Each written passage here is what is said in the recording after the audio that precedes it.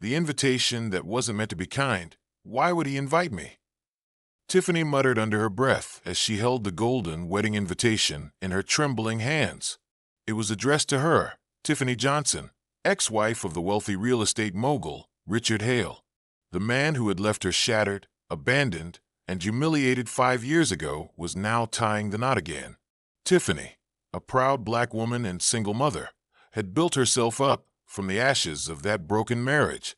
She worked 2 jobs, raised their son Malik mostly on her own, and refused to crumble under the weight of betrayal. Richard had left her when his business took off, trading loyalty for luxury. Now he was marrying a younger, glamorous socialite named Victoria. Friends warned her not to go. "It's a trap," her best friend Simone said. "He wants to show you off as some kind of failure compared to his new life." Tiffany knew they were right. Richard's arrogance hadn't changed. He thrived on control, appearances, and making others feel small. But Tiffany wasn't the same woman he once knew. She wasn't weak anymore. She wasn't the desperate housewife who begged him to stay. She had grown into someone stronger, wiser, and more beautiful in her own power. "I'll go," she whispered, determination rising in her chest. "But not for him, for me." Little did Richard know, his plan to embarrass Tiffany would backfire spectacularly, because when she walked into that lavish wedding hall, every head turned, and the entire room froze in shock.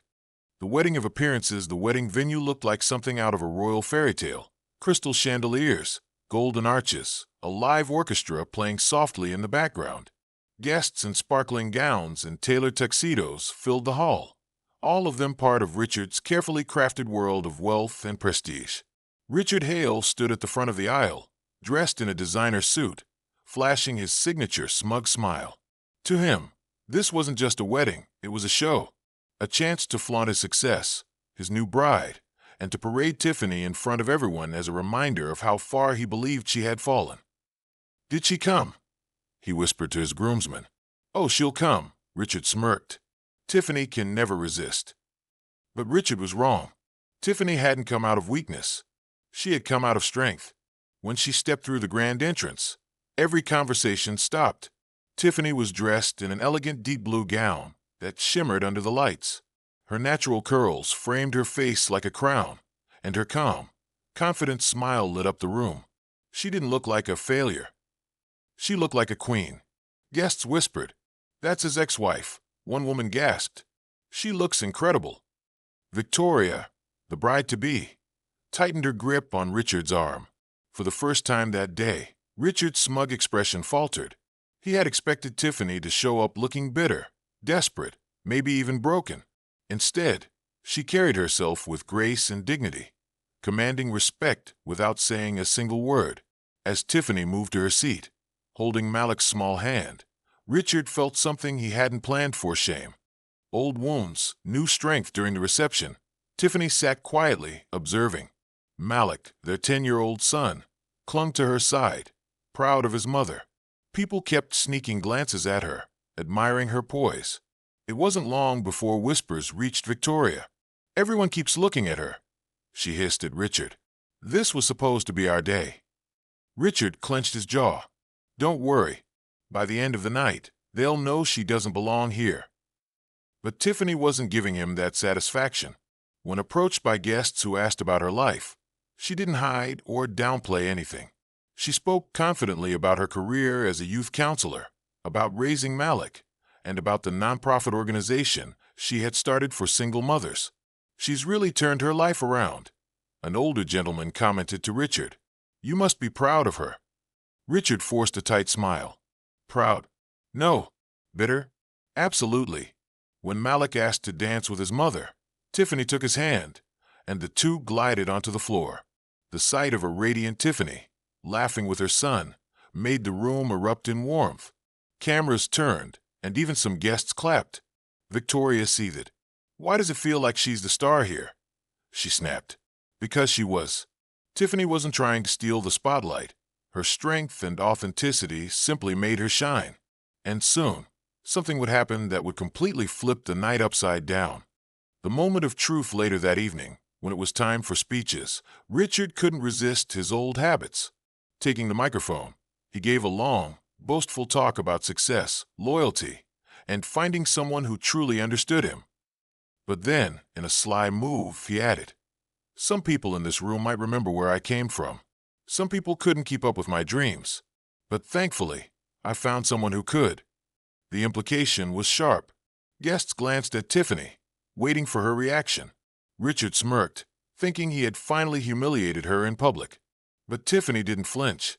She stood up calmly, her gown shimmering as she walked toward the stage. Malik squeezed her hand as if to say, "You've got this, Mom."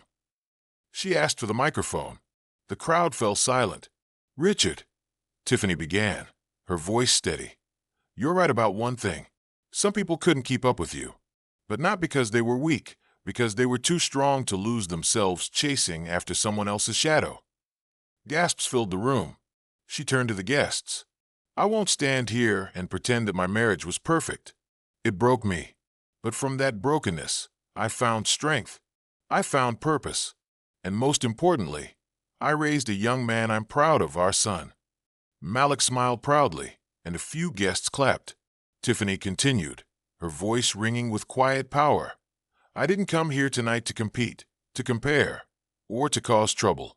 I came here because no matter what happened between us, I will always rise with dignity. And that's something no one can take away." The crowd erupted in applause. Even Victoria's eyes widened, realizing Tiffany wasn't someone to be mocked. She was someone to be admired. Richard, for the first time in years, was speechless. Rising above by the end of the night, the energy in the room had shifted. Guests who had once looked down on Tiffany now approached her with admiration. Women complimented her strength. Men respected her honesty. And even strangers wanted to hear more about her nonprofit work. Victoria, embarrassed and insecure, stormed out before the cake was even cut. And Richard, he was left standing in the very spotlight he had created for himself. But this time, it burned. As Tiffany and Malik prepared to leave, one of the oldest guests, a family friend, touched her hand. "You didn't just walk in here. You walked tall. Don't ever forget that." Outside, under the glow of the night sky, Malik looked up at his mother. "Mom, you were amazing in there. Dad didn't know what to do." Tiffany smiled softly, pulling him close. "Son, the best revenge isn't revenge at all. It's living your truth with grace." And with that, they walked away, leaving behind the past and stepping boldly into the future. Richard had invited her to humiliate her. Instead, Tiffany left as the true queen of the night, dignified, unshaken, and unforgettable.